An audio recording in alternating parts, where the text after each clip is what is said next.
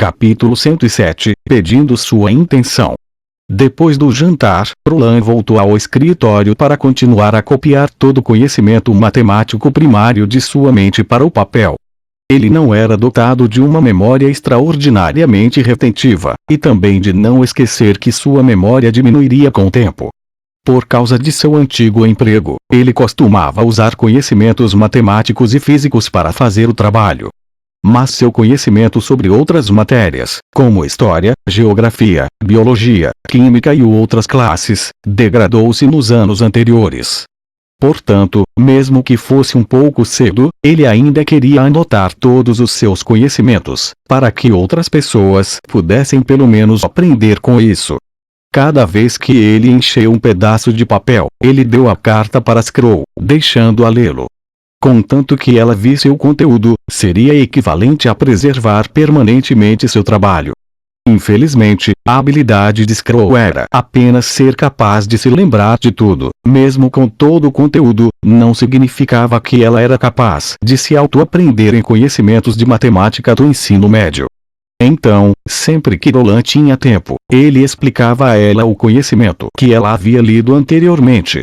Claro que, no que diz respeito a ensinar os outros, Roland gostava muito e achava que era um trabalho interessante. Especialmente quando ele a princípio viu o olhar confuso no rosto de Scroll, então quando a expressão dela se transformaria em concentração apenas para de repente se transformar em um olhar cheio de percepção.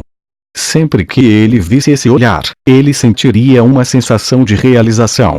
No entanto, Roland sabia claramente que também tinha a ver com o objetivo de suas aulas. Embora Scroll já se aproximasse da idade de 40 anos, mas o envelhecimento de seu rosto havia sido muito retardado por sua magia. A pele em suas bochechas ainda estava apertada e tinha um toque saudável de vermelho. Seu cabelo estava amarrado atrás da cabeça, dando-lhe um olhar maduro e capaz. Os pequenos pés de galinha no canto dos olhos não prejudicavam sua aparência estética geral, mas deixava a impressão de alguém com um temperamento estável. Se ela fosse colocada em um filme, ela definitivamente daria a impressão de um professor elegante e versátil. Agora, quando ele conseguiu atordoar esse professor com seu conhecimento, a sensação de contraste foi muito boa. Roland se perguntou silenciosamente, no final, o que é magia neste mundo? Magia está em toda parte, seja nas profundezas da mina de inclinação do norte ou na cordilheira intransponível. No deserto bárbaro a oeste de nós ou no leste dentro da região do vento marinho. Uma bruxa sempre seria capaz de lançar sua magia incrível. Se eu olhar para a magia para ser o mesmo que energia, então as bruxas são mesmo que um instrumento elétrico. Mas o poder mágico obviamente tem muito mais possibilidades de oferecer do que a eletricidade teria. Era mais como se fosse a origem de todas as energias.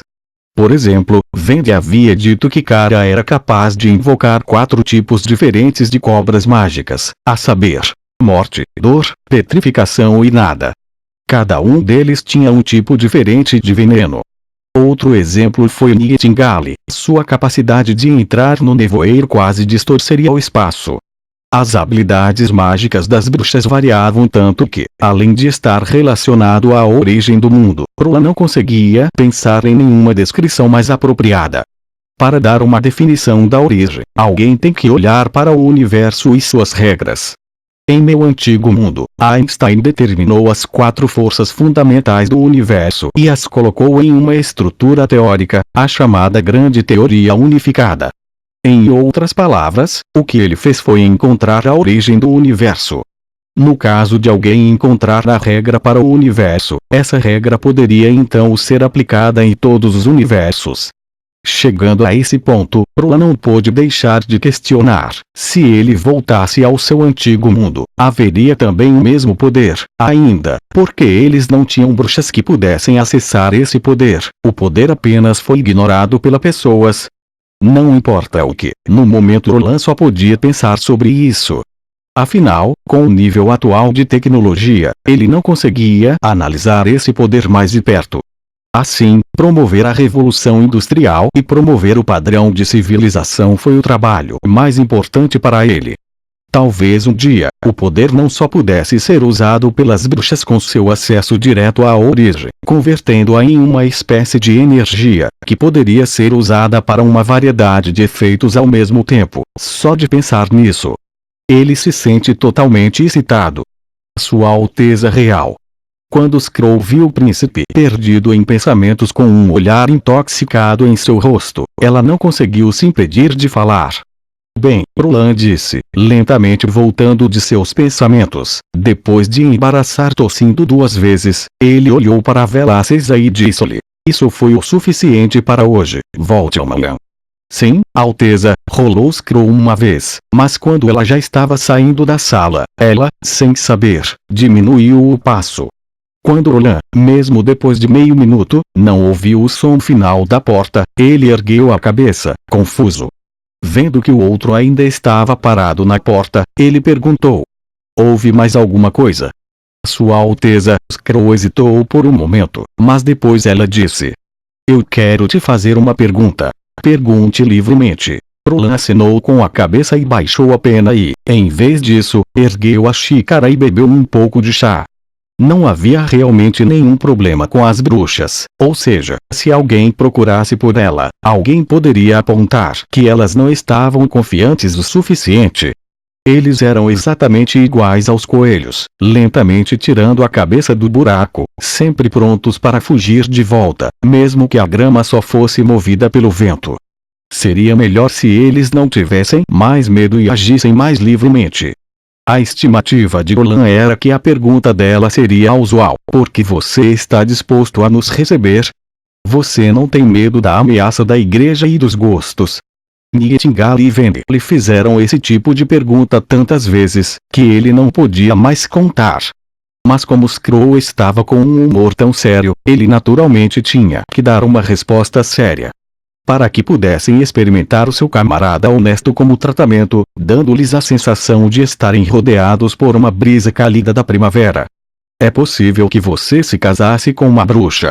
PFF Roland quase jogou o chá para fora da boca. Por que você pergunta isso?"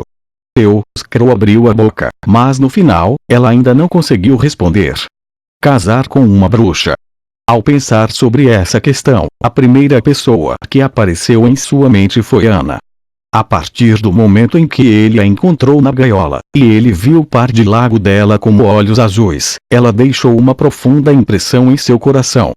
Antes do seu despertar, as bruxas são apenas mulheres humanas comuns, mas depois, sua habilidade as torna superiores. E o mesmo poderia ser dito sobre a aparência de seu corpo, ambos eram superiores aos de uma mulher comum. Se ele fosse colocá-los na sociedade moderna, eles definitivamente se tornariam o foco da atenção de todos. Então, há alguma razão pela qual eu deveria hesitar?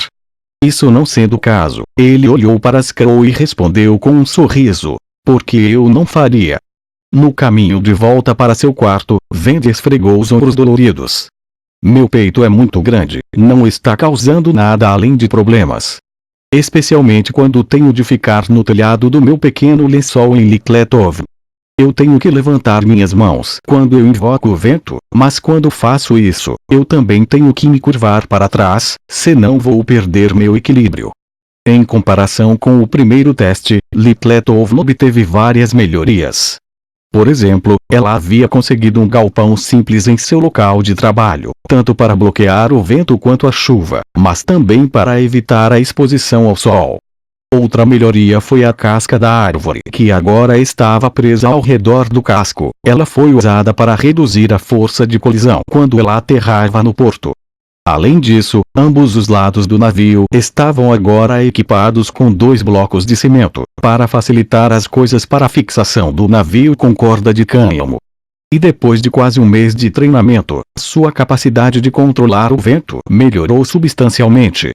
Agora, independentemente de um navio estar estável ou não, ela sempre poderia controlar o grau do vento, deixando explodir rápido ou devagar.